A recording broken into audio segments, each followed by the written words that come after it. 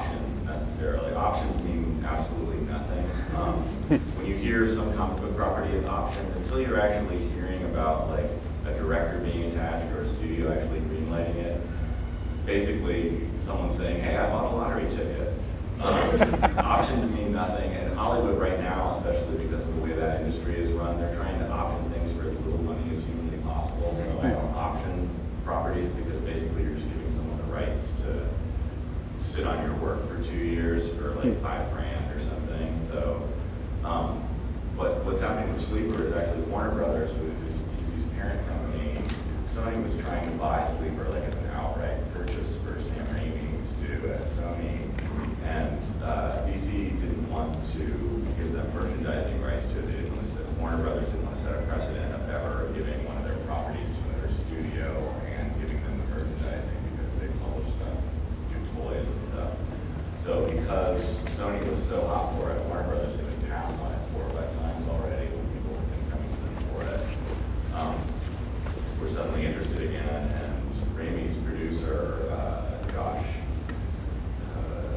Josh Donnan, who used to be Sam Raimi's agent, was super hot for Sleeper. And so since Sony and Warner Brothers didn't come to an arrangement, he just went directly to Warner Brothers, and his assistant, Russell Hollander, got Tom Cruise attached because Tom Cruise had read the comic and loved it. And so it was really hard for Warner Brothers at that point to go, well, let's not do this. So it's basically it's set up. It's not an option. Warner Brothers already owns it, and money has changed hands at this point to anyone probably besides Tom Cruise or maybe a couple of the screenwriters. But at this point they have a screenwriter doing development on it. And I saw some of the previews. They had another screenwriter before, and I saw like the previous treatments. And, they had it all ready to go, and then Star Trek came out and used the black hole as a major weapon, and that was what they were going to do in Sleeper, was to use the black hole as a suitcase bomb. And so they were like, oh, damn, that Star Trek just came out. I just thought, well, it's going to take you 3 or 4 years to get this movie made, and by then no one will remember that was the main device in Star Trek.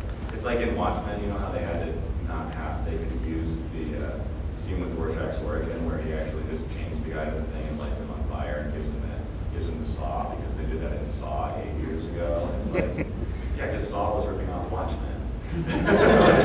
So Watchmen now has to have Rorschach like hack a guy to death instead, which is not the exact same scene.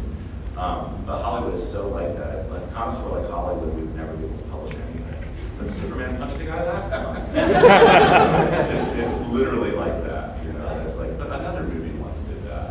I was working on a screenplay about 7 years ago, and I had the main character have a cigar box full of keepsakes, and which at the time I had one, and I had several friends who had little cigar boxes full of old pictures of old girlfriends and letters and whatever. And that was what this character had. And the movie Amelie came out, and the main character keeps pictures in a cigar box. And so the producer said, well, can you change it to something else? Because Amelie had a cigar box.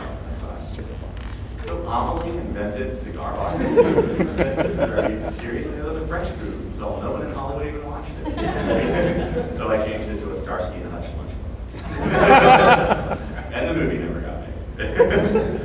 But that's how Hollywood works. So we all get really excited when we hear such and such comic got optioned for a film, and I and all my friends who work in comics do nothing but roll our eyes when we hear that and go back to us begun writing our comic book scripts, which actually come out. I'm disturbed by the name of merchandising, because what did you make from this misery? Some sort of S&M toy. Miss Misery, leather face masks for your victims. And your Burger King Happy Meal. Happy Meal. Look, Daddy, she said rape me. They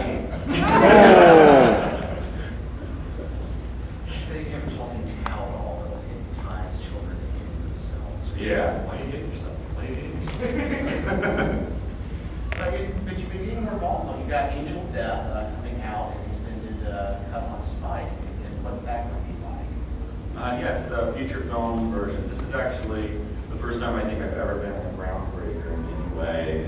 I wrote this thing for Sony called Angel of Death, which you can all go watch for free online right now. But it's the first thing that's been done for the internet that was a feature film written to be shown shown in episodic chunks on the internet and then repurposed as a feature to be released on DVD and shown on cable TV. And so it's literally the first time anything that's been created for the internet has then been cut into a feature and sold to cable TV. So if any of you are coming to the San Diego Con Friday night, where Sony's going to be screening it in one of those rooms that holds a lot of people, so I hope people show up.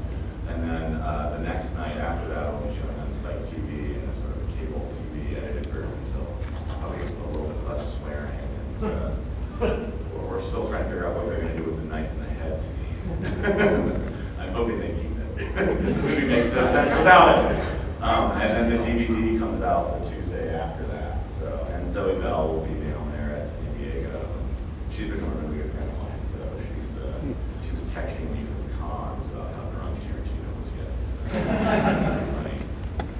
Now, Steve, I want to get back to you for a second here because I just found out this is so sorry, I just don't want to get too much ahead of time. Yeah. Steve, this is apparently your 20th anniversary working in comics this year. Is that correct? I saw you start 1989 at First Comics. First Comics. Yeah, what'd you do? There's some backups and Nexus. Judah. Yeah, Judah. Wow, I've never seen that stuff. You Only for seriously. They'll be reprinted. Yeah. And at Dark Horse, right?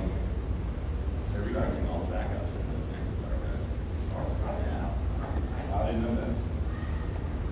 But yeah, I guess that's fine. 20 years. How's it feel? I had my first time in 1989 too. Really? Yeah. I was 19.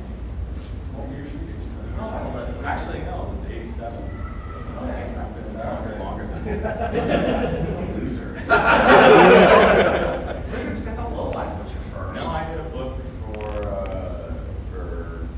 slave labor called Purgatory because they had sort of low life sort of revamped Go there. Diving back issue. No, please don't. Okay, with both you guys. We all, we have to start somewhere. That's stuff nobody likes to see them. So. Oh gosh, except for John Byrne, because his looks better. See? He says horrible things about me. So. At least I said something good. There's so much change in the industry over the years. Yeah. What would you say is the biggest change in the last 20 years? Well, art-wise, obviously, it's all the digital coloring, especially running through. And now you don't have to mail your pages. Don't have to mail them. That's so great. I used to literally be going 100 miles an hour down to the airport to get the Oh God, to meet the FedEx FedEx drop plane. off. Yeah.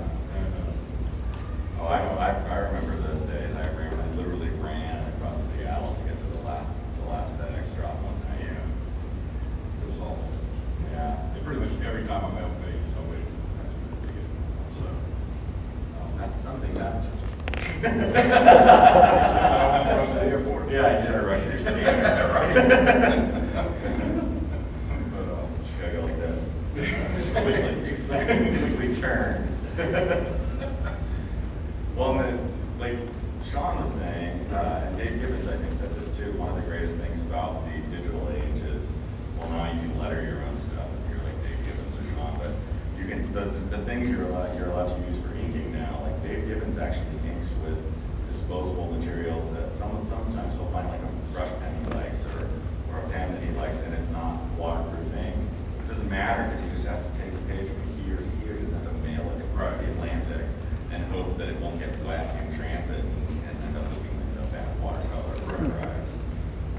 So, but yeah, I mean, they would study line. I think waterproof ink. I mean, yes. Yeah. But I mean, I think we're still sort of at the beginning of all this, what's possible